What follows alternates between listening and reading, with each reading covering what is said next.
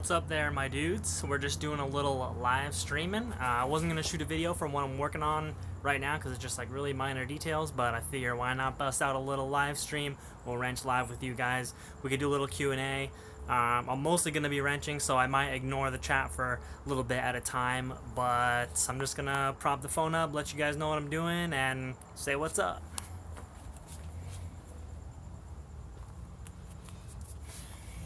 All right. This is a horribly planned live stream. See if I can chill this thing. Obviously, engine bay is a complete mess right now. I'm like halfway through wiring everything. Oh, we got a little audience, little peanut gallery. So I'm pretty much just installing the skunk manifold, like official install right now. And I'm working on a little wiring, just kind of figuring stuff out. One thing I had to do was, oh, can you guys hear me okay? Hopefully you can hear me okay.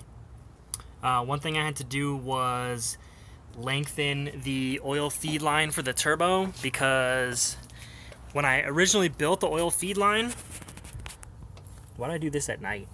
When I originally built the oil feed line, I built it on the motor and I made it super tight. I don't know why I was obsessed with making it so snug to the back of the head.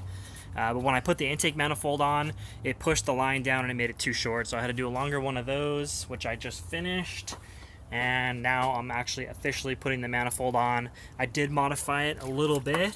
I got this idea from someone on Miata Turbo. I drilled and tapped the rear port a little bit bigger so I can put my air intake temperature sensor for Mega Squirt in it, and then just run the harness for that along the firewall instead of sticking it way up here and having to run long wires. Chris, man, it's not that late. It's only like 7 something here, so I'm guessing you're on the East Coast maybe.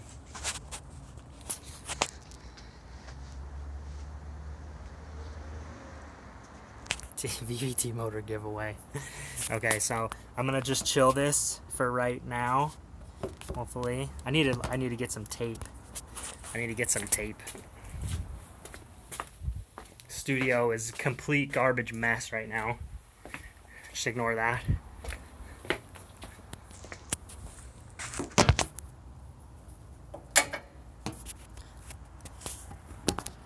Hang with me. I might electrical tape you guys at the good angle.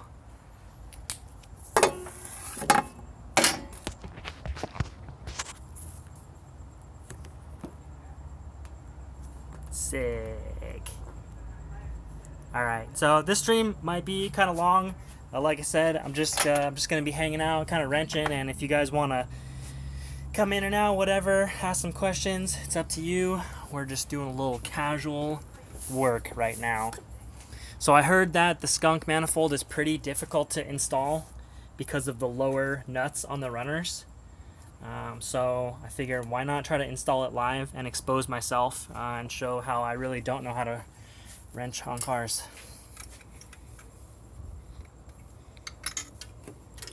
Definitely need one of these guys, a little stubby 12 mil to get those bottoms. My alternator, everything is in place right now, and I think I'll be able to reach everything. It is kind of a pain. I'm trying to watch chat and wrench at the same time. I'm not too worried about heat soak, but it's not a big deal. Someone asked if I'm worried about heat soak on the air intake temperature sensor. If it turns into a big deal, it's not that hard to relocate. I can just throw a 3/8 NPT plug where the sensor is now, and then relocate the sensor either to the intercooler piping, to the intercooler itself. Not a big deal. Shout out, bro. Edwin Hernandez, what up? That name sounds familiar. Do you have like some kind of shades in your profile picture?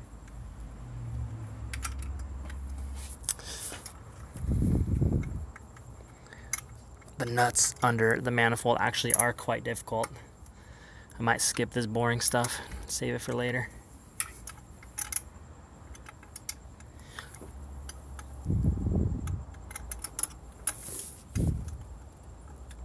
Oh my god, the chat's too fast.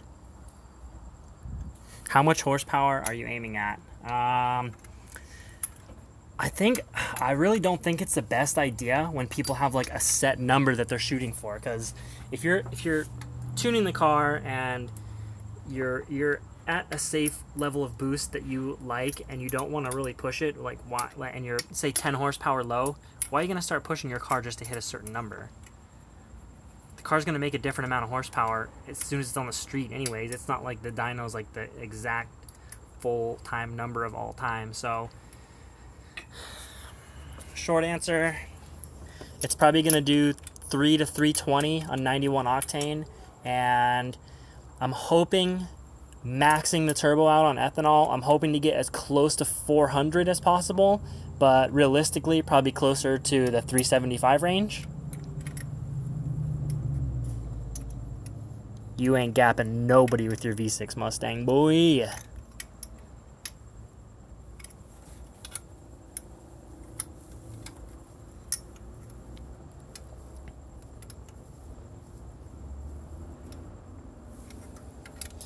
There we go.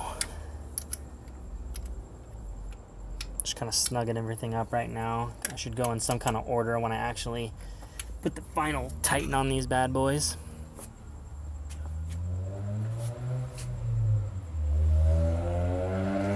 Someone just asked about Ricer Alley. Could you hear that fart can just drive by? That is Ricer Alley you hear in the background. Only the Snap fam knows about Ricer Alley.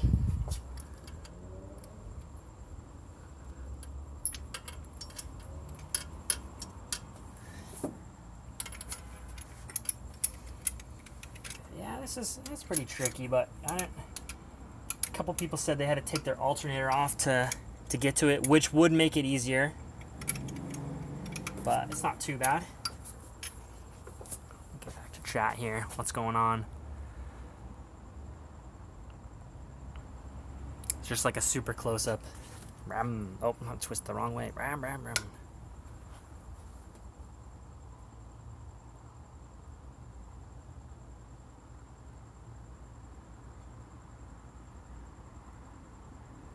The chat's literally too fast for me to follow, so I'm gonna wait. Maybe it'll chill out a little bit by the time I finish getting the old manifold bolted on. This definitely is it's definitely a tricky one.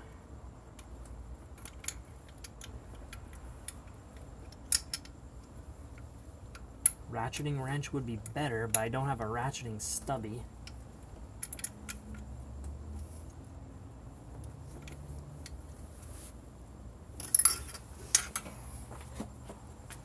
Shout out Nate Morris. What up, Nate Morris? Gap those V6s, boy.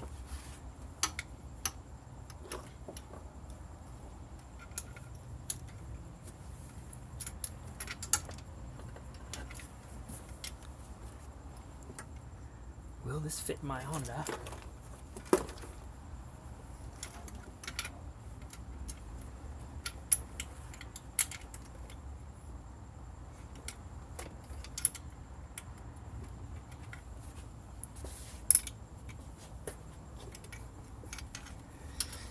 Okay, we're getting there. Wire tuck, not really interested in doing a wire tuck. I really want the car to be as easy to work on as possible, and a lot of times doing a wire tuck kind of hides important things.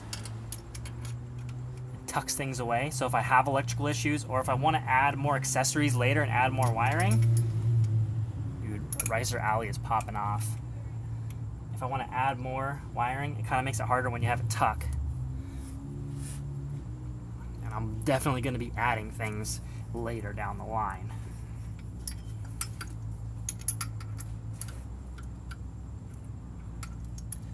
Okay, I just got a couple more. Move on to our next task. I'm not even looking at chat right now, sorry guys. So if you have questions, might want to save them for when I can watch the chat.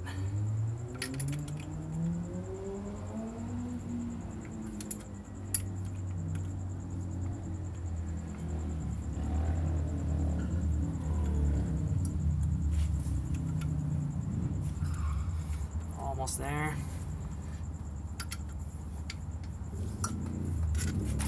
Oh.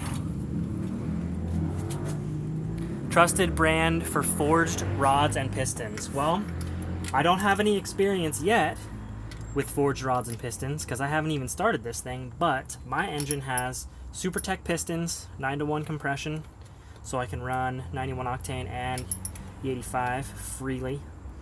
And I have Manley connecting rods, which, to be honest, I think are the best rods for the price. People run like deep into the 400 plus 500 horsepower range, and they're not as expensive as like Eagles and stuff. What I need is a ratchet. And then I have Wiseco rings on my SuperTech pistons because I heard a couple rumors that the SuperTech rings are not all that great. So I went Wiseco NPR XX rings. There we go.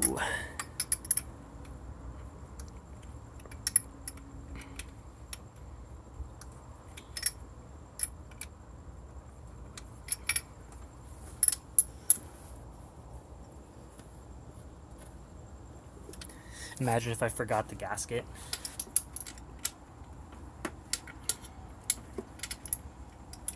Okay, let's check these bottoms one more time. Okay. What's going on in chat?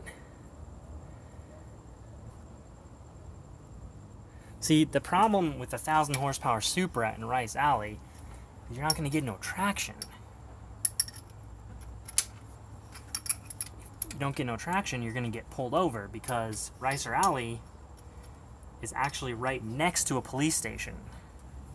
That is fact.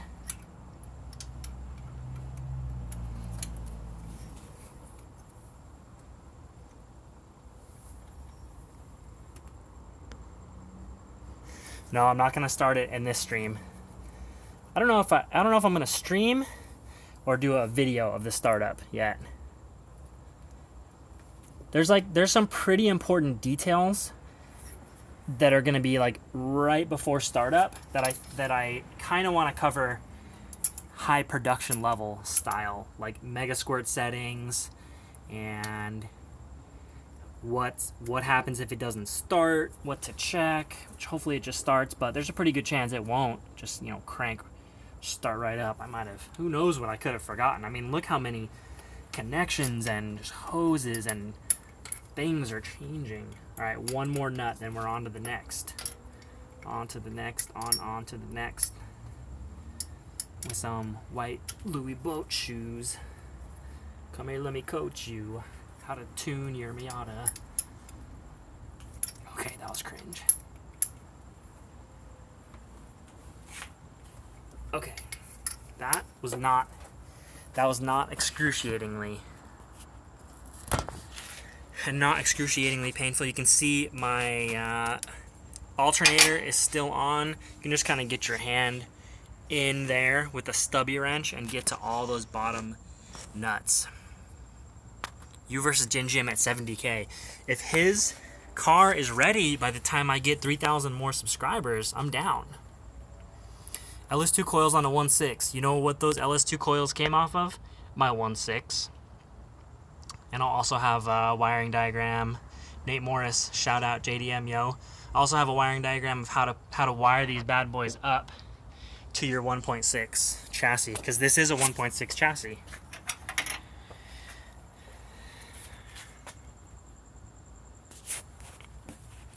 Horsepower goal 85.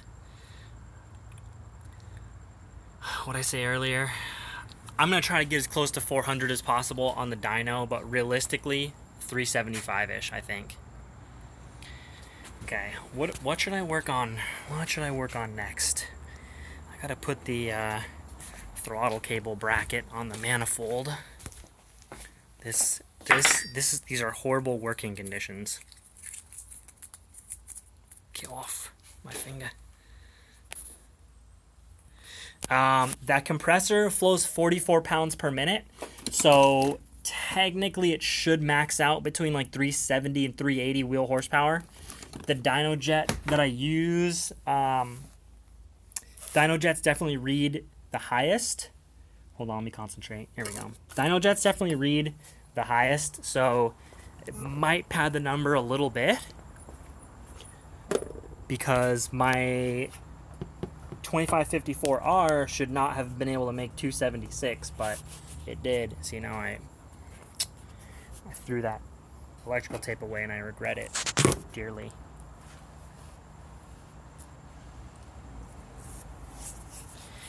Diff swap. Are you asking me what diff you should put in your car, or if I'm going to do a diff swap?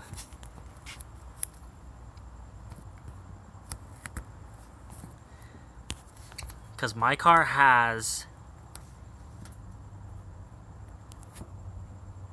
a 3.9 in it right now, diff. So I'm going to try the 3.9, even though people say it is too short for the 6-speed. Well, with turbo power at least. That's what people say. But I'm going to try the 3.9, see how I like it. I got a really trick shifter setup. I got good motor mounts, good diff mounts, a crazy twin disc clutch that's going to help me get through the gears quicker. So I'm going to see how I like the 3.9. I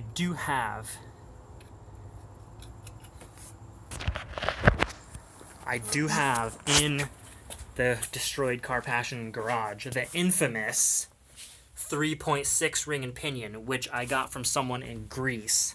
So I might swap that out. But if I end up liking the 3.9, I'll put that 3.6 up for sale, and one of you lucky peeps could get it for the hefty price of like $450, because that's what I paid for it, and that's how much they sell for. Maybe I'll do $400. 3.6 is not for sale yet. I don't want to run taller tires. It's gonna mess up my fitment, yo.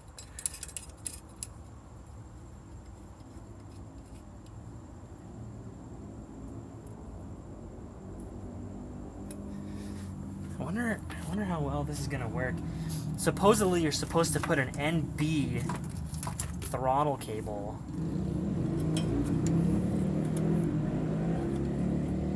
That is gonna be too long. That's kind of a bummer. I'll try it anyways. Are you asking if my car is drift or autocross? Because mine's pretty much the autocross canyon special is what it is. That's just also going to have a lot of power, so it might be kind of fast at the strip too. I really am not planning on drifting much, maybe a little bit, but that's definitely not what I'm building the car for.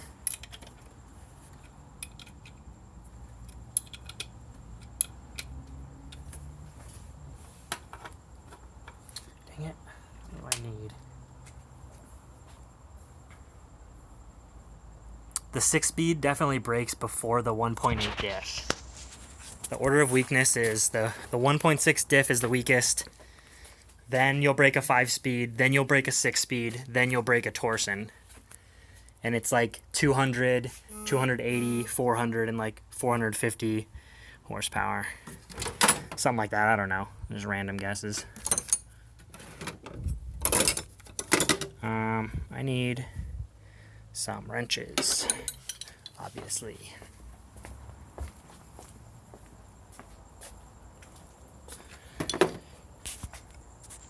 I know everybody wants it to start. I know. Don't worry. It's coming soon, like way soon. I know, the garage is a complete mess. You don't gotta tell me twice.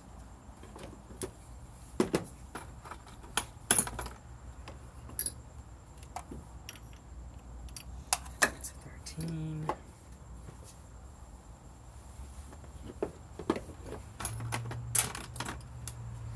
Can't even keep track of my tools out here. Why did I choose the EFR? Okay, I'll answer that in a second. Hold on.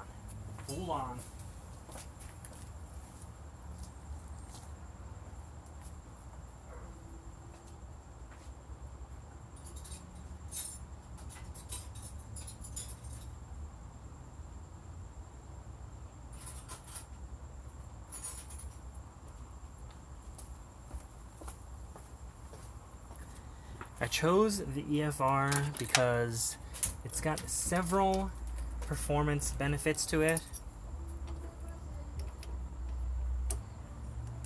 On E85, it should be able to do close to 400 horsepower. Probably not 400, but pretty close. And for a turbo that can make that much power, it's extremely fast spooling because it's got a very light compressor wheel, a super, super light turbine wheel, which makes the transient response very good. And it's also got an integrated recirc valve, so you don't need to do crazy stuff with your intercooler piping and put a blow-off valve in your intercooler piping because it's all integrated inside the turbo.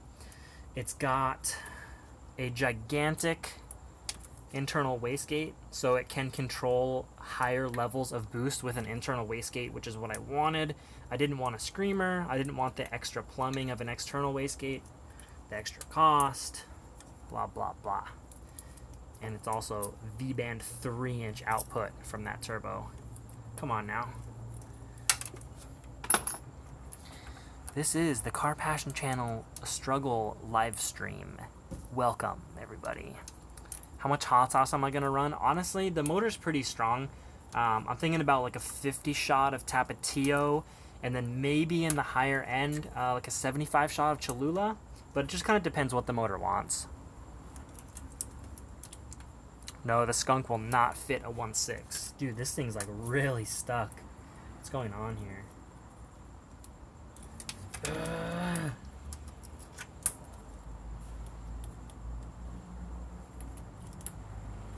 I'm gonna need some extra hardware.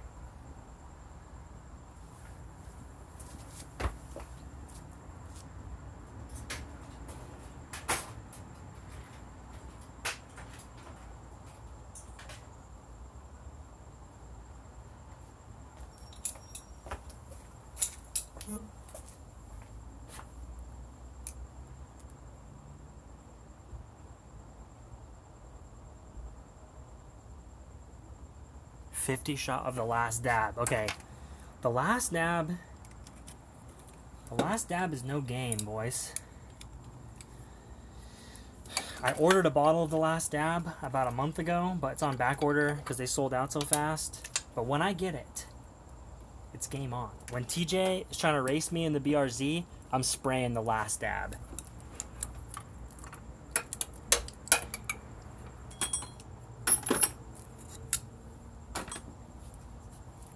Let's see how absurd this is going to be. I might be able to make it work with some funniness. I was hoping I'd actually be able to feel my throttle pedal, my gas pedal tonight, but looks like I might actually have to get an NB throttle cable or do some funny business. Actually, it's not that far off. I might be able to do some kind of trickery with this. Yeah, that kind of sucks for now, though. I have to put some kind of sleeve or something. I don't know. I'll mess with it later.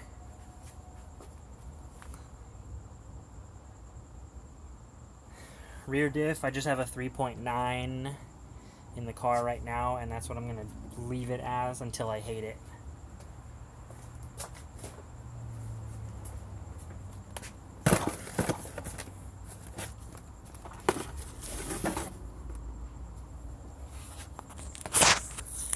This was a box that I just got.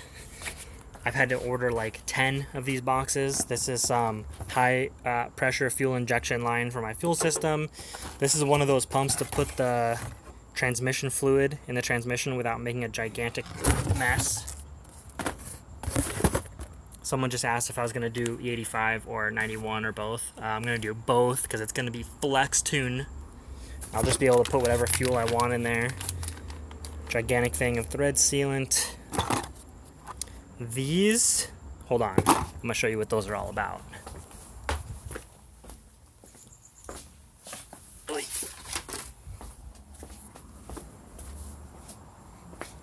Okay, so speaking of flex fuel, good timing on that question. This is a GM ethanol content sensor. and it tells the ECU how much ethanol is in the fuel, and I will have dual tunes, and the ECU is going to adjust between the two tunes depending on what percentage of ethanol is in the fuel. So I'll be able to do straight E85, straight 91, or a mix of both without touching anything in the ECU, and it'll just adjust the boost, fuel, and timing for however much ethanol is in the fuel. But these ends right here, you can't just put regular fuel hose on these ends. Those are quick connect or quick disconnect fuel lines that GMs use. So you need these little adapter boys to hook up there, so it goes on the quick connect and it converts it to take a regular fuel line. What else? Oh, per some of your recommendations, I got this cloth harness tape that's like high heat, blah blah blah, for wrapping my harness, because some of y'all were having a heart attack that I was using electrical tape on my harness, which electrical tape really isn't that great, and I knew that, but I didn't really know that you could buy this stuff. So shout out to whoever suggested I use that cloth tape. E85 drink. Electrical tape will be okay, but like it's already starting to come off, and I haven't even started the engine yet, so.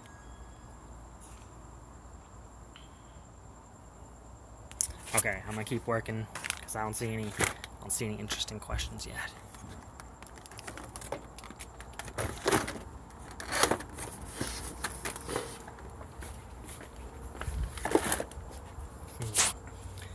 I don't even know what I'm gonna work on next. Do a motor tuck. Dude, the motor has been tucked for like a year. I finally untucked it.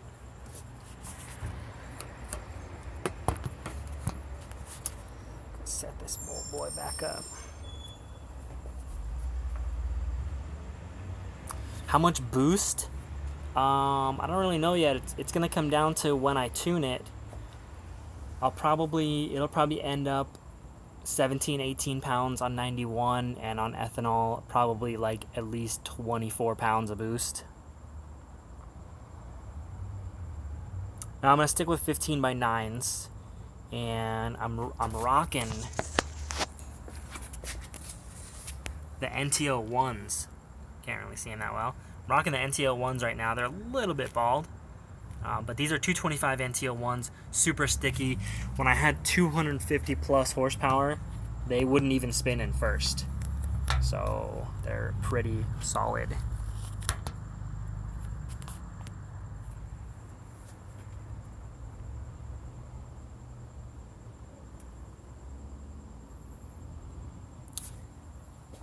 Rev limiter probably 73, 74. It's not going to be crazy.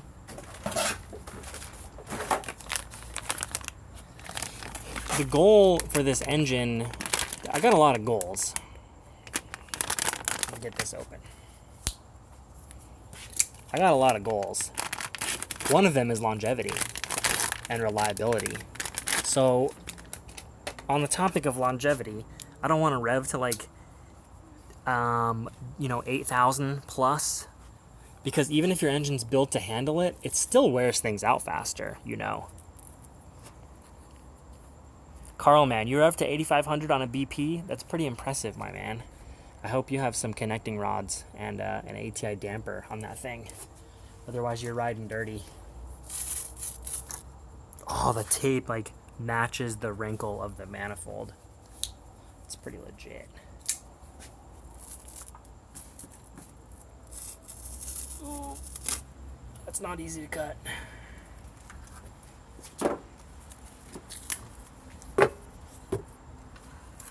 Let's check this harness tape out. I like it. It sticks to itself really well. Stop texting me. I'm trying to live stream. Oh, I cut way too long of a piece on that one.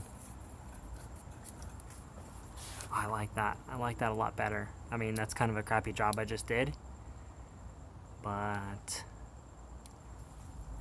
what do I think of Taylor Ray LS swapping his Miata? I think he is going to love that car, because What he wants and needs is a reliable drift car, something that's bulletproof, it's got tons of power, but when you get tons of power from a factory engine that's not really that modified, it's super reliable at the track. So you just take a big engine, put it in a small car, you have something that's fast but super reliable. I think he's gonna love that thing.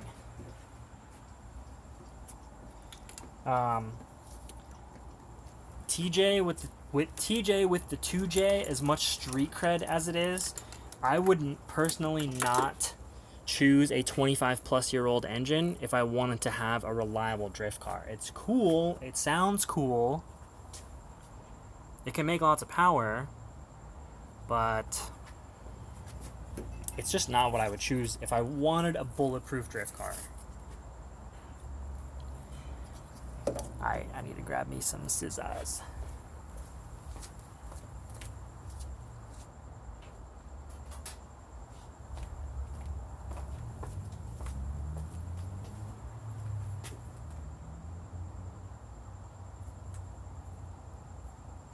Oh my god.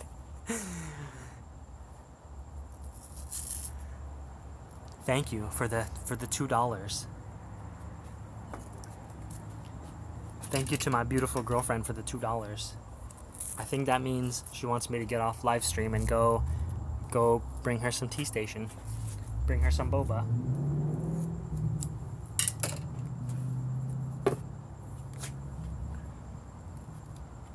I could have kept AC if I had planned it from the very beginning, but I planned on not keeping AC, like, on purpose.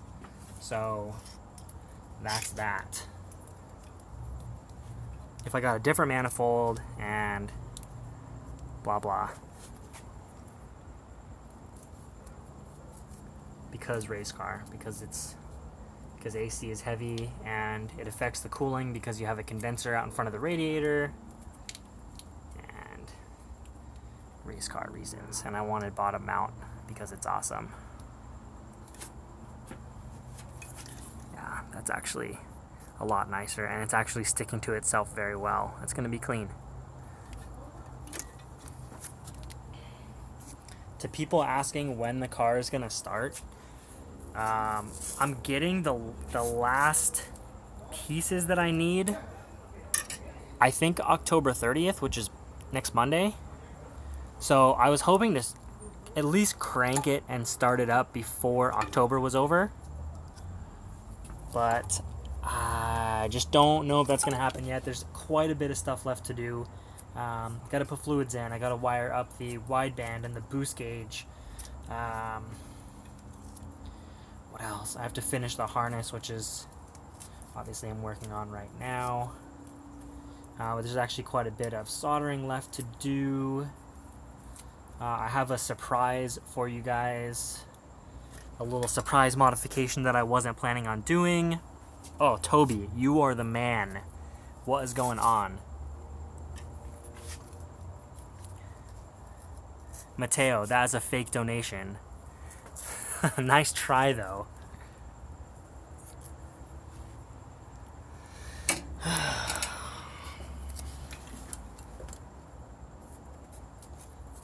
What else do I have to do here? Pay attention to what I'm doing so I don't mess everything up because I'm live streaming. Still have to wire the coils in. Gotta bleed the brakes, do a little alignment, just like little tiny things like that. I know I'm forgetting something.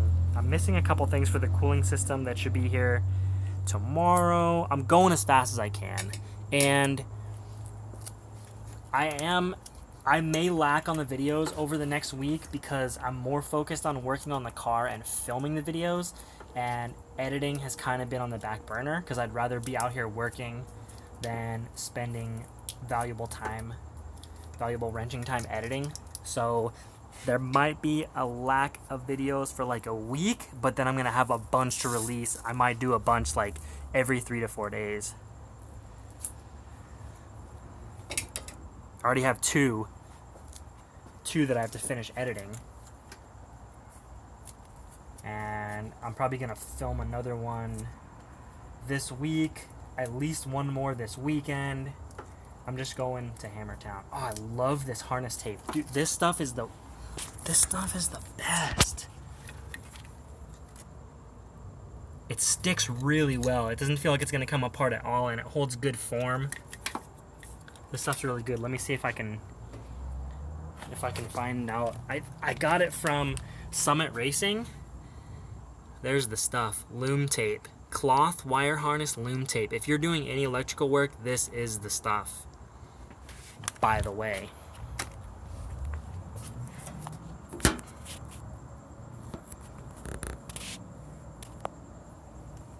I do plan on making it my daily. I want to do some big track.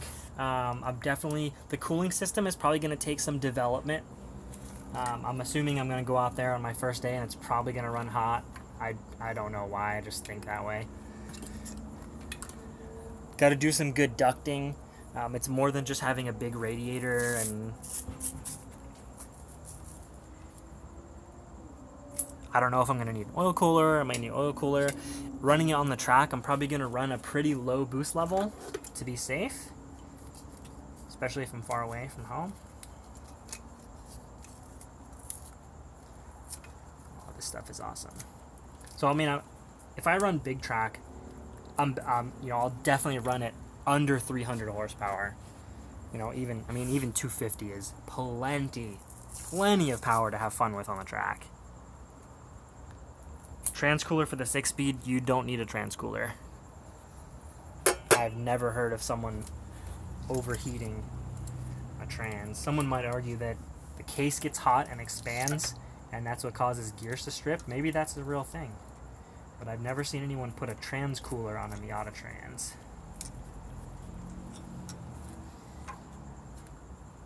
That's more for like towing and stuff, is when you see that. Even though I'm going to be pulling some Mustangs, know what I'm saying?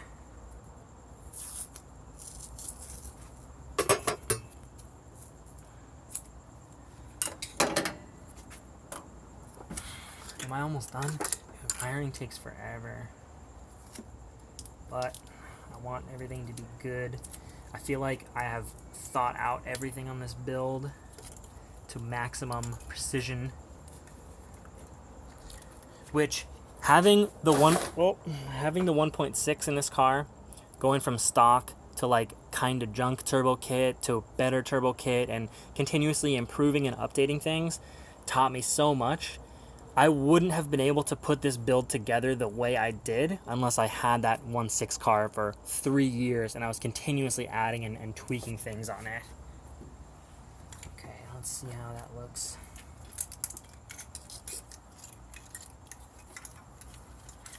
It's like a factory harness for your 1.6 chassis, except VVT swapped with 1000cc injectors. Factory looking. Precisely what I wanted.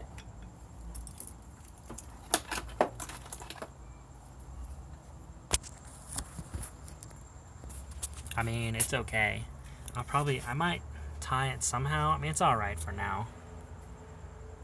Alright, I actually built this harness when I had the square top on, so I was going to tie it up to the fuel rail, but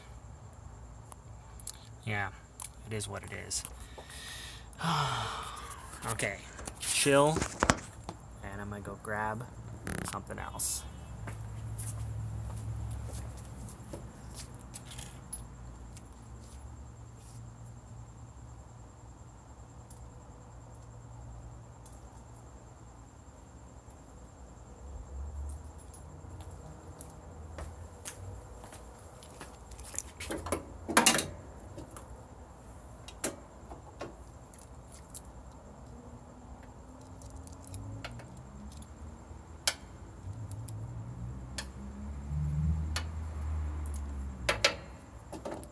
Hold up.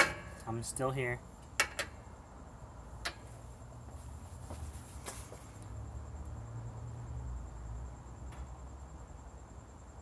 Short nose cranks were all of 1990 and early 1991, by the way.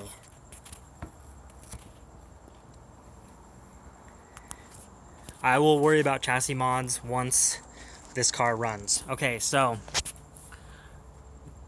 the silver fittings here are the ones that are included with the skunk manifold. So this is one of the big ones that you would use for either your brake booster or your PCV, or like to a catch can. And they thread in, which I'm gonna drop it. There we go. They thread in right there, okay? That's kind of inconvenient because it just shoots right into the head. Okay, how is that a good design? So instead of if you use these, if you get a skunk and you use these, don't tighten them too much. They're aluminum and they shear in half. Thank you, Toby, for the recommendation on stronger fittings. But not only stronger, I wanted to go somewhere in Texas. Thank you hugely for that donation. You are awesome, my man. Speaking of why you're asking about putting wiring on the website, I'm working on a wiring, like a super detailed wiring diagram for my entire swap that I'm gonna put on my website with the next video that I post. It's got the LS coils, it's got the flex fuel, it's got the what are they called? Injectors. It's got wiring up the TPS, the ISCV, the boost control, everything that's running to Mega Squirt, all the colors for everything. It's going to be a full guide of how to drop a VVT motor with LS coils into a 1.6 chassis. And I'm getting super detailed with that. I'm spending a long time on it. That's why that video still might not come out for a few days. But it's a very detailed diagram how to do everything. So hopefully that will satisfy a lot of people that are doing any sort of swap. Someone's asking about the TPS. This is actually a factory NB TPS, and it's a factory NB idle speed control valve. So these come off of a stock throttle body. For the Skunk 2 throttle body, you can buy the NA or NB version, and the main difference is the sensors that it takes. So you just bolt on the stock sensors. That makes it super easy. Okay, back over to our fittings. I got 90-degree fittings, so should not have put the injector harness in yet. Oh, that brings another point up that I want to talk about for a second. So now we have this fitting that you can actually aim, which one of them is going to go right up here to my brake booster, and then there's a second port in here, same size, which I will run to my catch can and to the PCV. 90-degree fittings are going to make that a lot easier. It also came with straight, the small size fitting, which I'm replacing again with brass, stronger, and 90-degree. Those bad boys go right up here behind the throttle body. 90-degree, and I'll probably shoot, I hate crossing stuff from one side of the motor to the other. A lot of this isn't finished. It's not really that clean.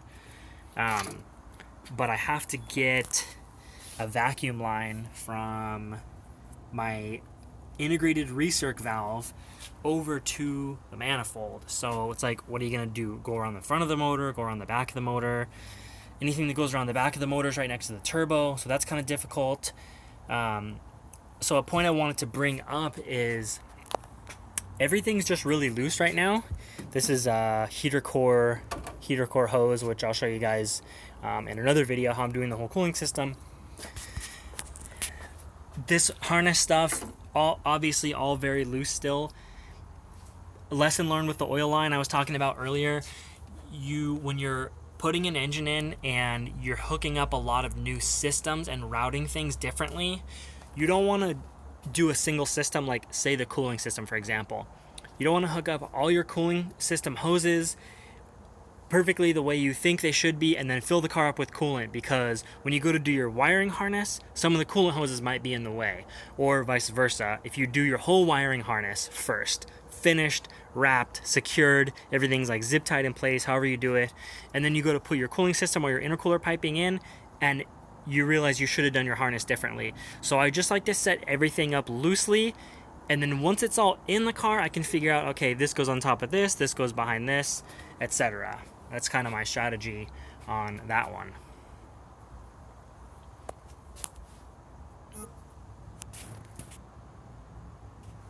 Oh, the connection is choppy. Can you guys kind of hear what I'm saying? I'm on 3G right now because my Wi-Fi is not that great. I'm gonna try to hook up to Wi-Fi right now. See, I feel like it's gonna get worse. It's good for sound. Okay, the sound is more what I'm interested in. Yes, Mr. Matman's build is crazy legit. I love that car. Crazy, crazy. Thank you hugely, Jerry, for the donation. Cross-country road trip to San Diego in November. I'll probably try... Oh, receipt. Okay, there we go. Wi-Fi was not good. We're back. No, it's not RIP.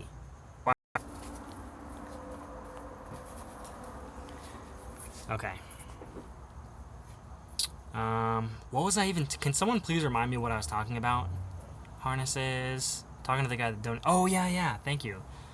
I might try to go to some kind of... I'm going to try to go to way more meets and stuff and events once my car's running. And I'll always announce when I'm going somewhere. So in case y'all want to come hang out, whatever, I'll be there. Can't really promise anything, but that's how I try to do it. Obviously, I haven't been going to anything because my car's been down. So I'm just like, not really about it.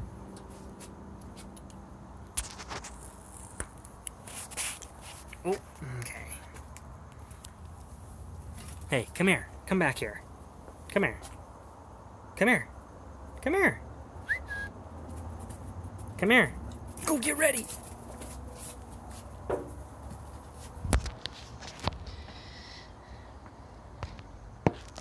I don't know. It might heat soak, okay? I am worried about that.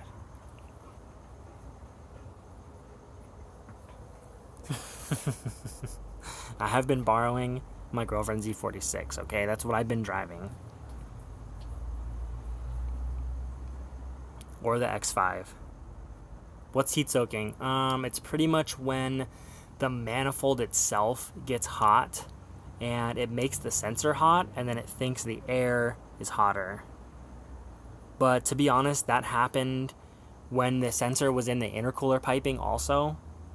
So I'm not really that worried about it. I can always change it later. You just put a threaded plug in that thing and then put the sensor somewhere else, like in the intercooler or something, which I might change it to. I don't know.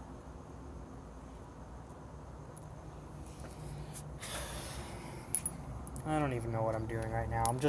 I just want to answer your guys' questions instead of work, and I'm not getting anything done.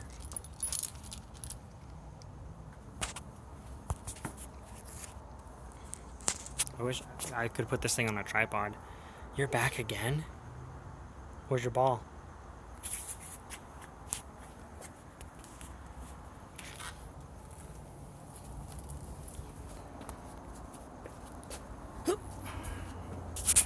What can I even do right now? I need to like solder something or...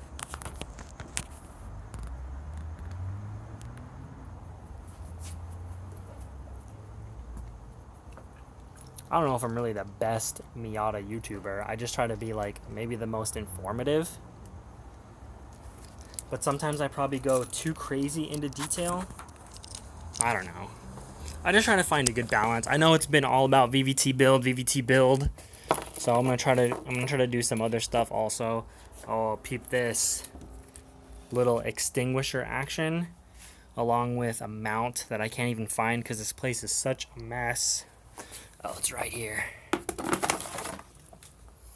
Quick release mount, fire extinguisher for the roll bar. What was I gonna do? This box is rods only build, dude. Rods only build.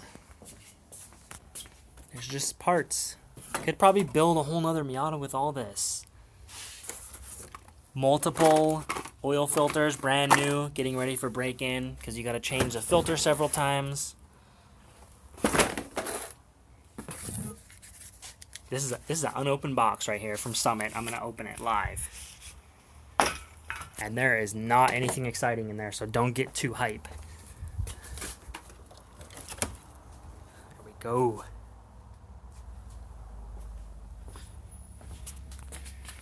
JB Weld. Oh, that's top secret. You guys shouldn't even be seeing that right now. That's for later content. What oil are you using for break-in? Funny you ask, my man.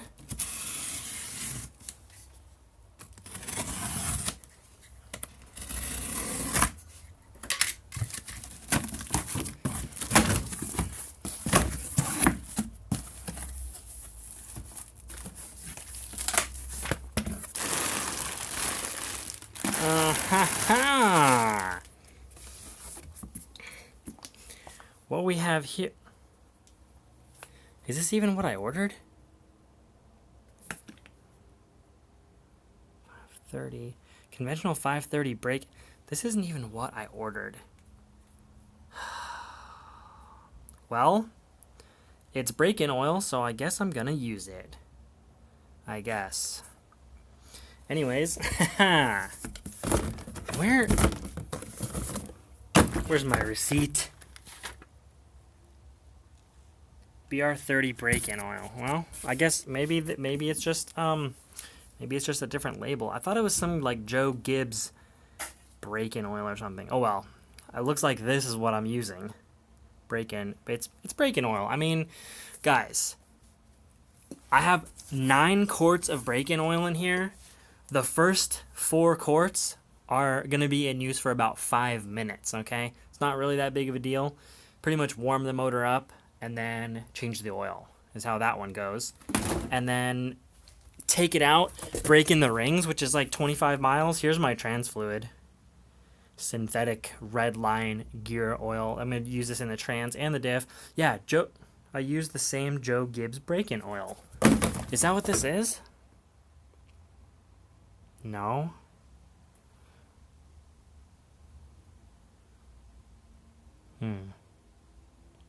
Well, someone came to work high at Summit and they gave me the wrong oil.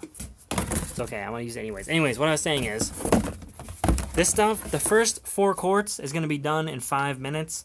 The second 4 quarts is gonna be done in like 25 miles. So don't use MT90 in the diff, okay? What is your suggestion, good sir? Honestly, I usually use like the generic stuff from O'Reilly. Wow, I got that box like months ago too. What is in this box? Connectors I'm not using. Heat sleeve something or other. This is some golden. This is gold right here. Oh yeah. MT90 is 7590. I'm using MT90 in my diff. I don't care. Anyways, that's why you guys should not listen to me. Seriously. I mean, maybe sometimes. You shouldn't listen to just me only. Because you should do your research and listen to like a lot of different people and then make your own mind up. Can I borrow that for a year or two? No, I'm about to need it. Anyways, this is MS-P&P Pro. It is basically a MS3 plug and play kind of. It's for a 1.6, and that's what you need. If you have a 1.6 chassis, you need 1.6 Megasquirt, and then there are a couple minor settings you need to change, but I'm going to cover all that. So don't worry, your pretty little faces. I'll put this back in the bag so it doesn't get lost. Close enough. What is in this box? Factory Borg Warner boost control solenoid. I don't even know what's in this. That's a factory GTX PCV valve, which I'll be rocking. Brake fluid. Oops. That is a speedometer cable. I don't even know what I'm doing now. But there's still 300 people watching, so I'm just gonna go through some more junk. This is the golden ticket right here. That I'm installing that soon in the next few days.